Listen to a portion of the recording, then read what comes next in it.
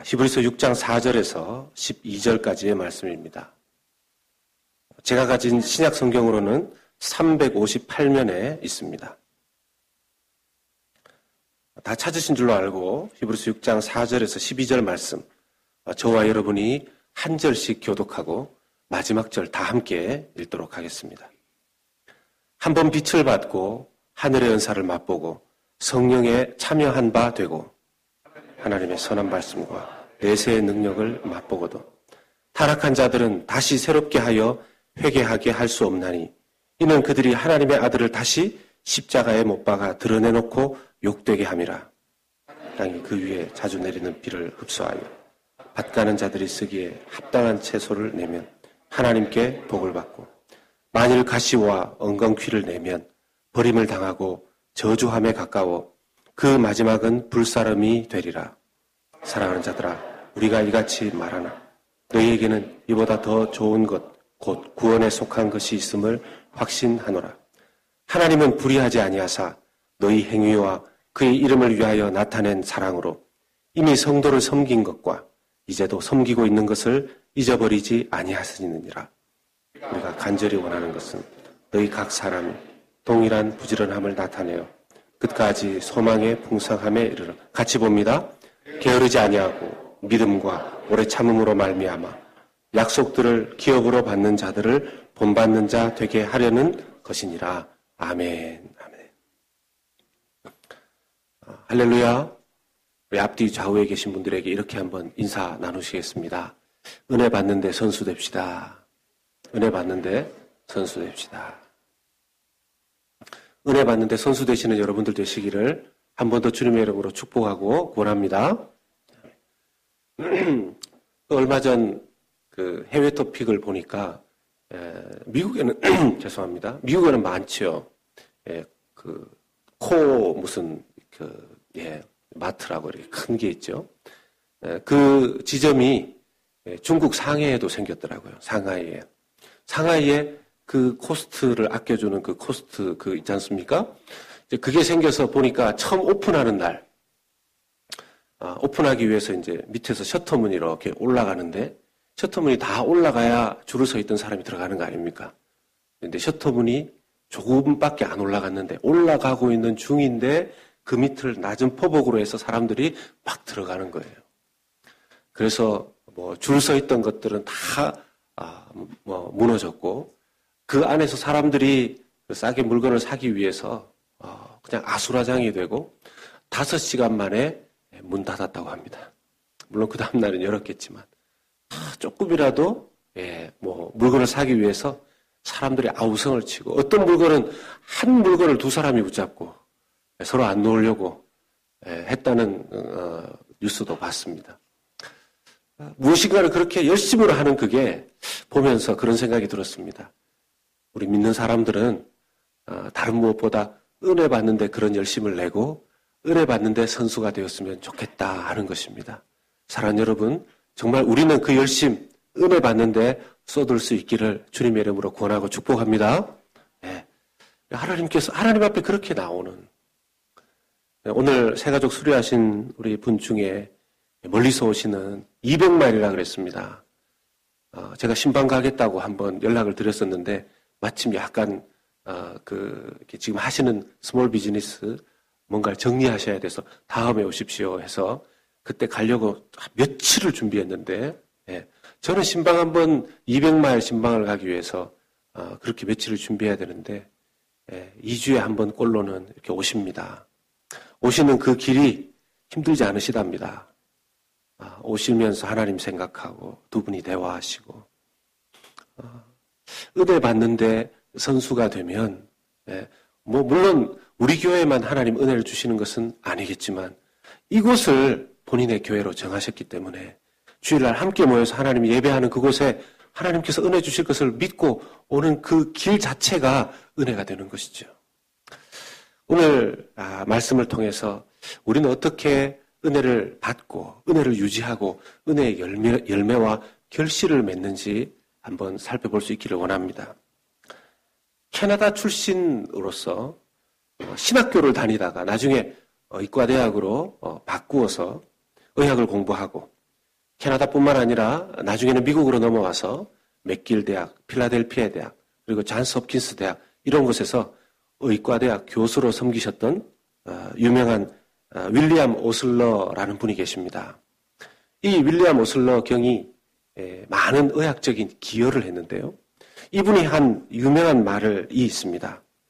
과거와 미래를 철문으로 막아라. 과거와 미래를 철문으로 막아라.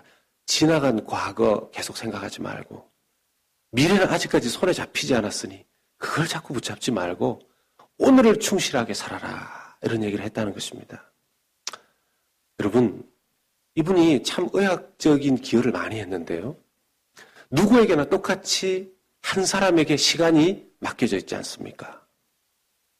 이 윌리엄 오슬러경 같은 사람은 그의 한 인생을 통해서 똑같이 부여받은 시간 안에 많은 좋은 열매들을 맺었고 또 세상의 많은 사람들도 똑같이 그 시간을 부여받았음에도 불구하고 어떤 사람들은 그 시간 안에 자기에게 허락된 것에 자기에게 주어진 것에 대한 열매도 제대로 맺지 못하는 경우들도 있는 것을 보게 됩니다.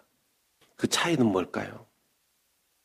여러 가지 능력의 차이, 환경의 차이 있을 수 있겠지만 이 윌리엄 오슬러 경의 이 명언에 의하면 정말 과거나 미래가 아닌 오늘을 충실하게 살려고 애쓴 것에 대한 결과물이 아닌가 생각해 보게 됩니다.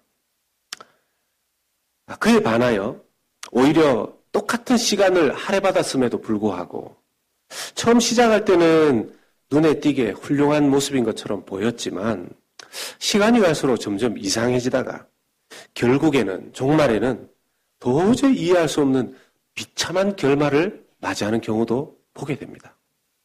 그 중에 대표적인 사람으로 박태선이라는 자가 있습니다. 아마 들어보셨을 텐데요. 평안북도 덕천 출신인 박태선은 덕천 장로교회에서 주일학교를 다니게 됩니다. 그 이후에 일본에 가서 공부를 하고 일을 한 후에 서울로 돌아와서 남대문 교회의 집사로 신앙생활을 하다가 1948년 성결교회 이상봉 목사님의 집회에서 큰 감명을 받고 성령의 은사를 체험했다고 합니다. 이후에 한국 전쟁이 나고 전쟁이 끝난 후에 다시 서울로 올라와서 창동 장로교회에 출석하면서 교회를 섬겼고 1954년에는 장로로 피태까지 됐다고 합니다. 본인이 신유의 은사를 받았다고 믿었기 때문에 자기 개인의 집에, 자기 집에 기도실을 차리고 병자들을 오게 해서 신유 사역을 했다고 합니다. 그런데 이것이 계속 소문이 나서 공교롭게도 그 이후에는 신유 부흥사로 전국을 다니면서 집회를 하기 시작했는데 그러다가 아예 이 사람이 조금씩 이상해지면서 교계를 떠나게 됩니다. 1955년부터는 완전히 이상해지기 시작했고 나중에 1980년에는 본인 스스로를 새 하나님이다 하고 자신을 부르기 시작합니다. 성경의 내용 자체에 98%는 거짓말이라고 이야기하고 예수님은 실패한 사람이다 라고 말했다는 것입니다. 자기의 나이를 평상시에 몇 살이라고 얘기했냐면 1조 5천억 살이라고 이야기를 했고 사망 직전에는 자기를 3조 살이라고 주장을 했습니다. 결국에 1990년에 사망했습니다.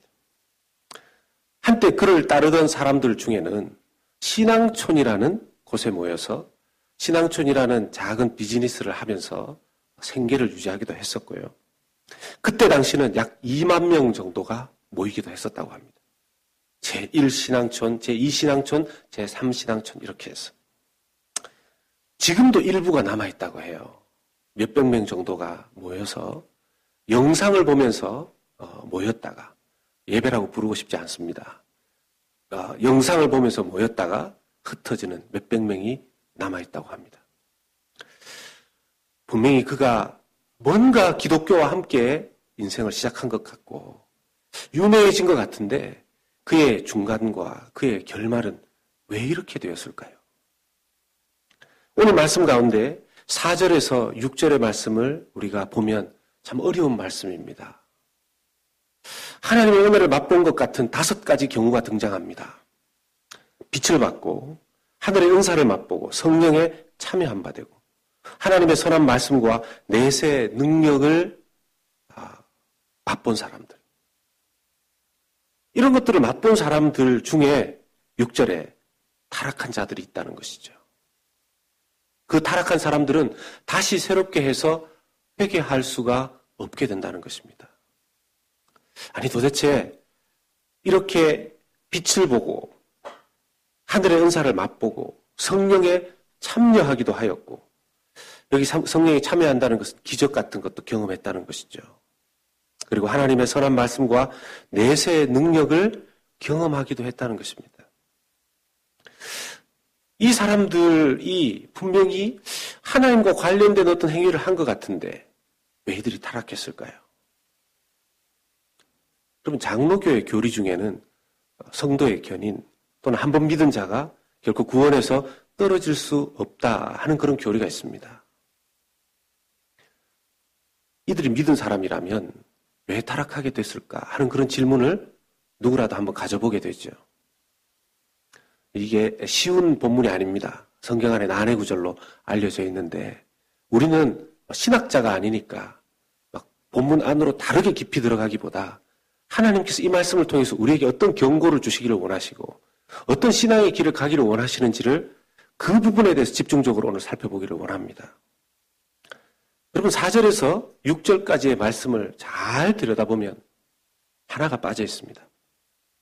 여러분 우리는 예수님을 믿는다고 할 때 하나님을 믿는 하나님의 자녀가 된다고 할 때 반드시 거쳐야 되는 과정이 있습니다.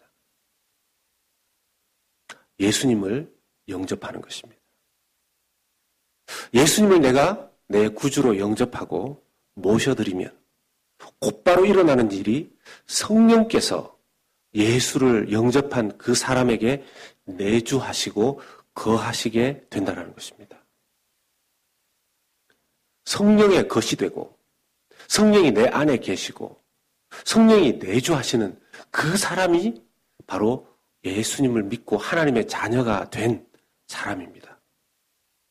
4절에서 6절의 말씀 가운데 부분적으로 그들이 구원과 관련된 하나님의 은혜와 관련된 말씀과 관련된 은혜와 관련된 것들을 맛보고 체험했지만 이 말씀 어디에도 그가 성령의 내주하심을 받은 사람이다. 이 사람에게 성령이 온전히 그 가운데 거하였다 하는 말씀은 없습니다. 그럼 이건 어떤 말씀이 되냐면 이 사람에게 하나님께서 주신 그 은혜로 말미암아 그가 구원의 문턱까지는 왔을 수 있으나 그 구원의 문 안으로 들어가 본 적은 없는 사람이라는 것입니다. 오늘 이 말씀을 우리가 들으면서 나는 어떤 사람인가? 나는 그 구원의 문턱에서 계속 거하고 있는 사람인가? 아니면 그 구원의 문 안으로 완전히 들어가서 신앙생활을 하고 있는 사람인가? 우리가 우리에게 질문해 보면서 답변을 할 수 있어야 될 것입니다. 하나님께서 어떤 사람이 구원의 문턱까지만 간 사람이고 어떤 사람은 구원의 문 안으로 들어간 사람인지를 7절과 8절의 말씀에서 비유로 설명하고 있습니다. 농사의 예를 들어서 설명을 하는데요. 7절과 8절 말씀 보겠습니다. 같이 읽겠습니다. 땅이 그 위에 자주 내리는 비를 흡수하여 밭 가는 자들이 쓰기에 합당한 채소를 내면 하나님께 복을 받고 만일 가시와 엉겅퀴를 내면 버림을 당하고 저주함에 가까워 그 마지막은 불사름이 되리라. 아멘. 여기에서 땅은 한 개인을 의미합니다. 비라는 것은 이 땅에 내려지는 모든 땅에 내려지는 비가 되는데 복음을 들을 수 있는 기회가 모든 땅에게 임한다는 것을 상징합니다. 채소는 이 땅에 내려진 비를 받고 어떤 땅은 채소를 내고 어떤 땅은 가시와 엉겅퀴를 냈다고 했습니다.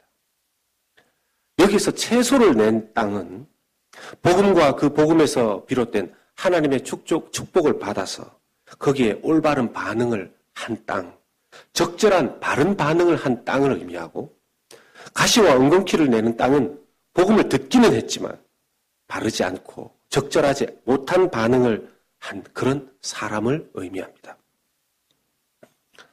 이것이 비록 상징이지만 가시와 엉겅퀴를 내는 그 땅, 농사를 지어보신 분이나 농사에 대해서 아시는 분들은 아시겠지만 겨울이 되었을 때 그 땅에 벌레가 너무 많고 해충이 많고 잡풀들이 많을 때에는 그곳을 불러 태웁니다. 그래야지만 그 겨울이 지나가고 난 다음에 거기에 해충들이 다 죽어서 눈으로 그냥 보기에는 저 풀들을 왜 태우는가, 거름으로 삼지 할지 모르겠지만 그 풀들을 다 태워야지만 그 땅 속에 있었던 해충들이 다 죽고 이제 봄이 오고 하게 되었을 때 그 새 땅에 경작을 할 수 있기 때문이라는 것이죠. 이 상징 안에서 볼 수 있는 것은 무엇입니까? 하나님께서는 만약 가시와 엉겅퀴와 같은 똑같은 복음을 들을 수 있는 은혜의 기회를 주었음에도 불구하고 그 반응이 올바르고 적절하지 못하다면 마지막 심판날에 불심판을 받게 된다는 것을 말씀하는 것이죠. 이 말씀을 통해서 우린 두려움을 경험합니다.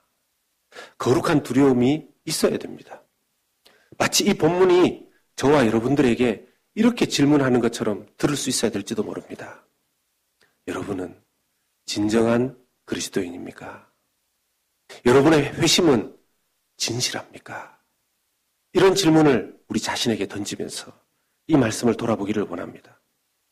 그런데 감사하게도 9절의 말씀을 보면 사랑하는 자들아, 우리가 이같이 말하나 너희에게는 이보다 더 좋은 것 곧 구원에 속한 것이 있음을 확신하노라 하고 말씀합니다.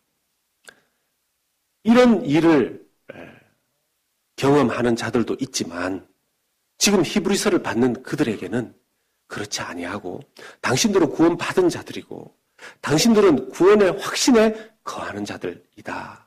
대신에 구원받은 자들에게는 이런 일들이 있어야 된다라고 하면서 점검해 줍니다. 어떤 것들이 있을까요? 우리가 오늘 말씀을 통해서 어떻게 하면 우리의 믿음이 올바르고 또 우리가 분명한 신앙생활을 할 수 있는지 살펴보겠습니다. 첫 번째는 과거의 은혜는 오늘의 믿음의 재료가 되어야 한다는 것입니다.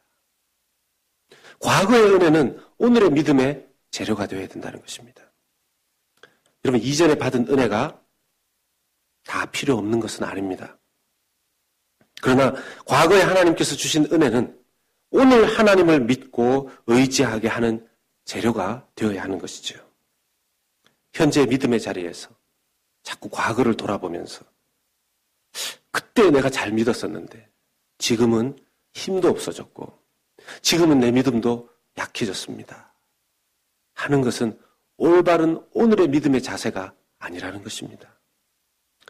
지나간 날 아플 때도 있었고 슬플 때도 있었고 지나간 날 하나님 안에서 기쁜 날도 있었고 감사한 것들도 많이 있었다 할지라도 그 모든 것이 믿음을 가지고 있는 사람에게는 하나님 안에서 이루어진 일이라는 것을 믿고 어려운 것도 좋은 것도 다 오늘의 믿음의 재료로 삼을 수 있어야 된다는 것입니다. 이러한 것들을 생각하면 떠오르는 인물이 있습니다. 이 말씀을 묵상하다가 떠오른 사람, 갈렙입니다.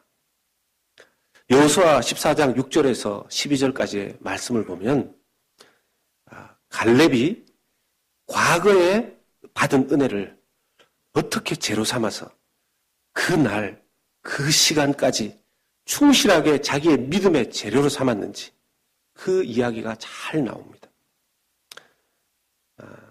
가나안 땅을 정복해가는 가운데 헤브론 성을 누가 취할까? 헤브론 성 어려운 성이었었습니다. 그 어려운 성을 누가 취할까 할 때 갑자기 갈렙이 등장합니다. 갈렙은 45년 동안 아무 얘기도 하지 않았던 사람입니다. 45년 전에 그는 여호수아와 함께 12명의 정탐꾼에 속해서 가나안을 정탐했었던 사람이었습니다. 그때 나이 40세였었어요. 12명의 정탐꾼 중에 2명의 사람, 여호수아와 갈렙만 긍정적인 믿음의 보고를 했었죠. 이스라엘이 그 광야에서 방황할 때 1세대의 사람들이 다 죽었습니다. 유일하게 이집트에서 탈출한 사람 중에 2사람이 가나안에 들어갔어요. 여호수아와 갈렙입니다. 그런데 여러분, 그 2사람 중에서 한 사람 여호수아는 모세의 후계자가 되고 그때부터 여호수아의 이름은 계속해서 등장합니다. 여호수아, 여호수아, 여호수아. 민족의 지도자가 되었기 때문이죠. 갈렙은요. 똑같은 믿음의 고백을 했었던 그 갈렙은 그 45년 동안 이름이 등장하지 않습니다. 그런데도 단 한 번도 갈렙은 왜 나를 알아주지 않느냐 라든지 누군가에게 나도 저 당신들의 지도자 여호수아와 함께 40년 전에 45년 전에 내가 함께 정탐꾼이 되어서 믿음의 보고를 하고 하나님 앞에 칭찬받았던 그 사람 2사람 중에 한 사람이 나다 하고 말하지 않습니다. 그러다가 하나님의 약속의 땅 안에 들어가서 누구도 취하기 어려워 선뜻 나서지 않는 그 헤브론 성을 누가 취할까 하고 여호수아가 말했을 때 그때 45년 전에 그때의 그 믿음과 기백으로 그 땅을 내가 취하겠습니다 라고 나선 사람이 갈렙입니다. 한국의 대부분의 남자들은 군대를 가는데요. 이제 우리 청년부의 한 형제, 우리 규현 형제도 조금 있으면 군대를 가기 위해서 내일 한국으로 들어갑니다. 아쉬운데요. 군대를 제대하고 나면 이제 예비군을 하죠. 그래서 군에서 제대할 때 군복을 그냥 다 던지고 나오지 않고 군복을 가지고 나옵니다. 이유가 군복이 좋아서라기보다는 예비군 훈련을 갈 때 그 군복을 입어야 되기 때문에 그래요. 전투화도 가지고 나옵니다. 예비군을 하고 이제 예비군을 하고 나면 그 다음 단계가 뭔지 아십니까? 하도 오래된 분들은 기억을 하실란가 모르겠습니다. 민방위로 넘어갑니다. 민방위로 넘어가고 이제 한참 더 지나면 아예 부르지도 않아요. 그러면 자기가 가지고 있었던 그 군복이 온데간데 없어집니다. 혹시 아직도 나이가 꽤 되셨음에도 불구하고 군복 가지고 계신 분 계십니까? 나는 내가 군에서 신었던 그 전투화를 잊을 수 없어. 이러시면서 아직도 가지고 계신 분 계십니까? 나이 드신 분들 중에 그런 분들 잘 없으실 거예요. 기념으로 하나 군복 정도는 가지고 계실 수 있지만 갈렙은요. 자기를 가나안 땅에 들어가서 정탐하게 하셨던 그 하나님을 향한 믿음과 그리고 그때 돌아와서 하나님께서 축복하시고 칭찬하셨던 그 하나님의 축복과 은혜를 기억하면서 45년 동안 그 군복을 그대로 가지고 있었어요. 그 무기를 그대로 가지고 있었어요. 그때 신고 갔던 아마 그 갈렙이 오늘날의 군인이라면 전투화를 그대로 가지고 있었을 거예요. 그리고는 45년 만에 생긴 이 기회에 자기가 그 전쟁 앞장서서 가겠노라고 군복을 끄집어내서 입고 전투화를 다시 신고 전투화 끈을 꽉 조여맨 상태에서 자기가 썼던 그 무기를 가지고 나왔습니다. 등장했습니다. 저는 갈렙을 보면서 어쩌면 여호수아와는 또 다르게 하나님께서 귀히 여기시는 성경의 인물이 아닌가 생각해 보게 됩니다. 혹시 여러분 중에 85세가 안 되신 분들 다 저와 여러분 포함해서 다 도전받아야 될 겁니다. 이 중에 85세 넘으신 분들은 몇 분 안 계세요. 그분은 진짜 리타이어 하셔도 됩니다. 그런데 다른 분들은 갈렙이 어떤 식으로 단순히 체력만 그렇게 유지했다는 게 아니죠. 믿음을 유지한 겁니다. 하나님을 향한 그 은혜를 그날까지 잘 간직하고 있었던 겁니다. 과거의 은혜가 단순히 자기의 인생의 자랑거리가 아니라, 단순한 추억이 아니라 오늘의 내 믿음과 신앙의 재료가 되어야 할 것입니다. 두 번째는 그렇게 받은 은혜를 품고 좋은 결실을 내기 위해서, 맺기 위해서 노력해야 된다는 것입니다. 오늘 말씀 히브리서 6장 7절과 8절의 말씀을 다시 한번 보십시다. 이 말씀을 보면 그 비를 받은 땅이 두 가지의 열매를 내지 않습니까? 7절에는 거기에 합당한 채소를 내고 8절의 말씀에 보면 가시와 엉겅퀴를 냈다고 했습니다. 7절에도 내면, 8절에도 내면 두 가지 현재 분사를 사용하고 있는데요. 헬라어를 보면 그렇습니다. 그런데 한글 성경에는 내고 낸다 했을 때 내면, 또 7절에도 내면, 8절이 두 가지가 다 같은 단어이지만 영어 성경에도 조금 다르게 표현하고 있는데요. 헬라어 성경은 완전히 다른 단어가 쓰였습니다. 7절에 낸다라고 했을 때 저 단어는 헬라어로 틱투사라는 단어가 쓰였습니다. 틱투사라는 단어가 쓰였습니다. 이 틱투사라는 단어는 무엇인가를 낼 때 저 단어가 지금 합당한 채소를 낸다고 되어 있는데 헬라어의 틱투사라는 낸다라는 단어는 보통 어디에 쓰이냐 하면 산모가 아기를 자기의 몸 밖으로 낸다 할 때 쓰여지는 단어가 저 틱투사라는 7절에 쓰여진 단어입니다. 은혜를 받고 자기가 10개월 동안 그 아기를 뱃속에 품고 그 10개월 후에 아이를 내놓듯이 그렇게 자기가 받은 은혜를 소중히 간직하면서 그 은혜를 쏟아버리거나 그 은혜를 흘려버리거나 그 은혜를 망각하거나 하지 않고 하나님 앞에서 어린 아기를 품에 안고 요즘에 젊은 분들 아기를 품에 안았을 때 아기를 뱃속에 가졌을 때 모든 행동에서 주의하고 조심하는 것을 봅니다.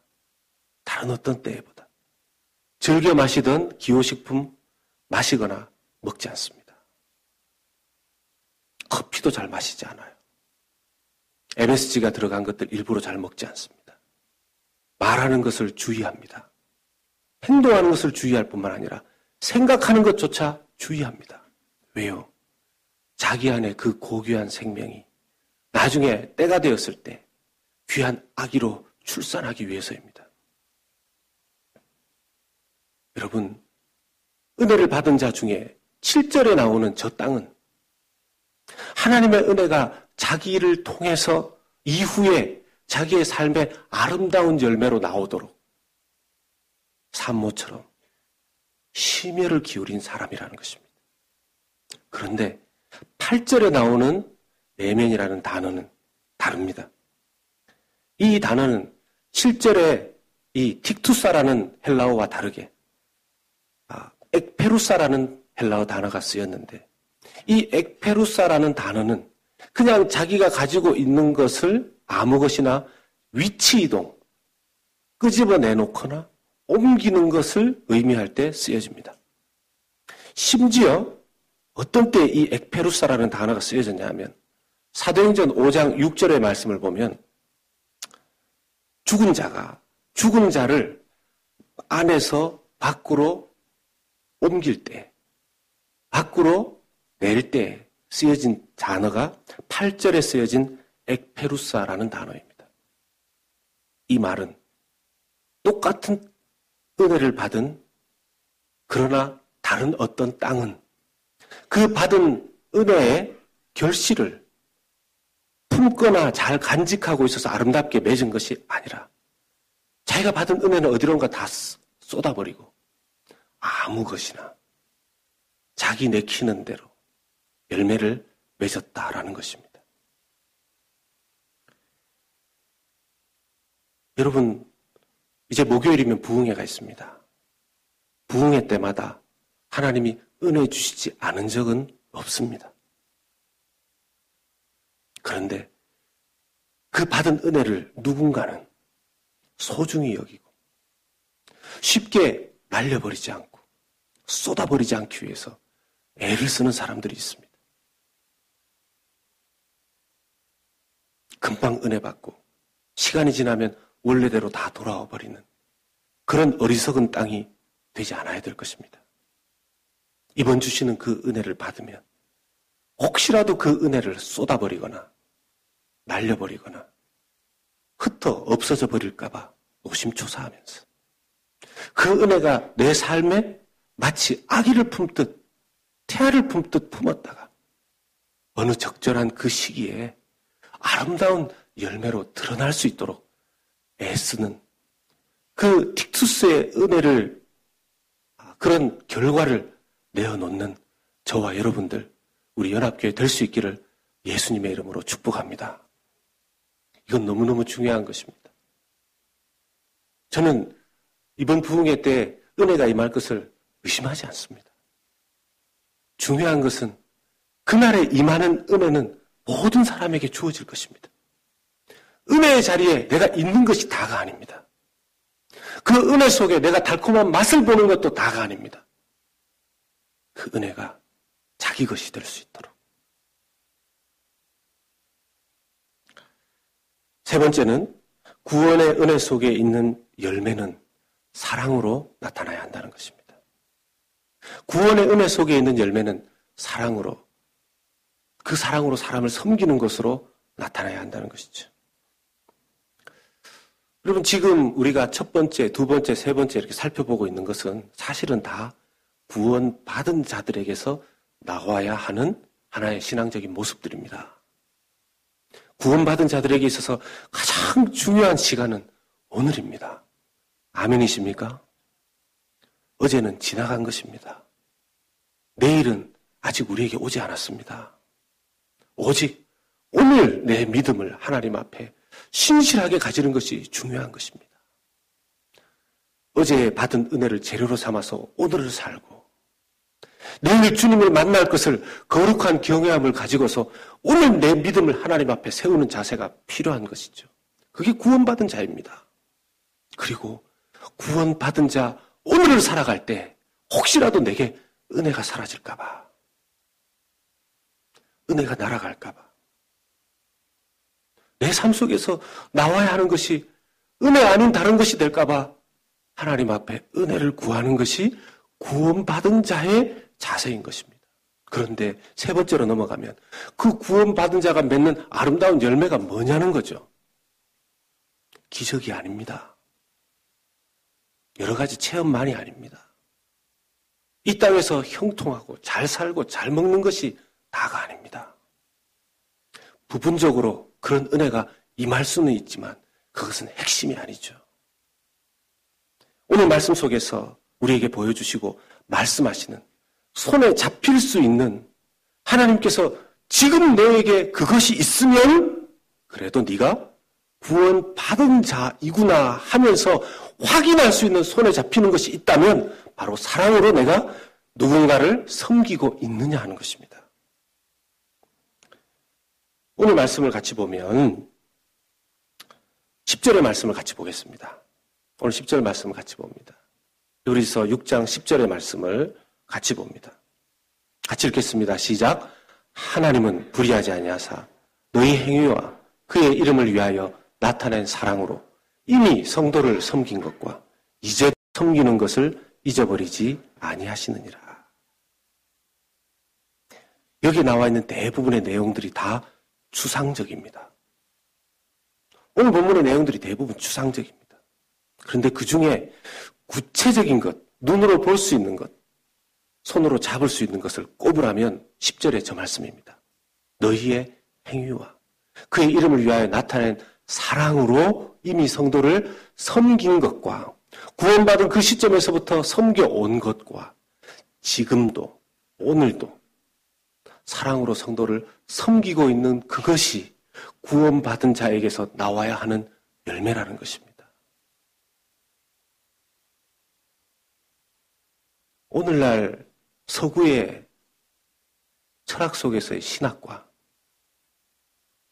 생각 속에는 대부분의 신앙들이 이론화되고 추상화되어 버렸습니다. 하나님의 말씀을 정확하게 들여다보고 묵상해보고 연구해보면 하나님의 사랑은 추상적인 적이 없었습니다. 하나님께서 우리에게 원하시는 믿음 단 한 번도 추상적인 적이 없었습니다. 하나님이 우리에게 주신 사랑은 늘 구체적이었고 하나님께서 우리에게 원하시는 믿음도 항상 구체적인 것입니다. 만약 내 삶에 지금 사랑으로 누군가를 섬기지 못하는 그런 상황 속에 있다면 하나님께서 나를 경고하고 있다는 것을 생각하면서 속히 회개해야 할 것입니다. 이미 구원의 문턱을 넘어서서 예수 그리스도를 영접하였다 할지라도 우리가 그것을 믿고 있다 할지라도 내 삶 속에 있어서는 안 되는 것들이 자리 잡고 있고 있어야 할 것들이 부족하고 고갈되어져 있다라면 우리는 우리 자신을 심각하게 돌아봐야 할 것입니다. 왜요? 그런 오늘을 살고 있는 믿음으로는 내일의 믿음이 보장되지 않는다는 것입니다. 내일부터 잘 믿겠다라고 기도하는 것은 어리석습니다. 과거의 어느 한때 나는 믿음이 충만했던 사람입니다라고 생각하는 것은 또한 그것 역시 어리석은 것입니다. 중요한 것은 오늘 내 믿음이 구원받은 자의 열매가 어떠한지를 점검해 보아야지만 그 믿음으로 마지막 주님께서 부르시는 그날 끝까지 달려갈 수 있다는 것이죠. 말씀을 맺습니다. 이제 기도하고 기다리던 부흥회가 코앞에 왔습니다. 은혜의 비가 폭포수와 같이 부어질 줄로 믿습니다. 모두들 그 은혜의 생수를 잘 간직할 수 있기를 소원합니다. 은혜 받는데 선수가 되십시다. 그 은혜를 잘 관리해서 아름다운 사랑의 열매를 맺을 수 있도록 우리 성도 모두가 오늘뿐만 아니라 오늘의 그 믿음의 자세를 다시 세움으로 말미암아 그 끝날까지 주님께서 우리를 향해서 바라시는 그 소망이 구체적으로 풍성하게 그 날에 가득가득 이루어진 채로 주님을 만날 수 있도록 달려가는 저와 여러분들 될 수 있기를 예수님의 이름으로 권면하며 축복합니다. 우리 같이 기도하시겠습니다.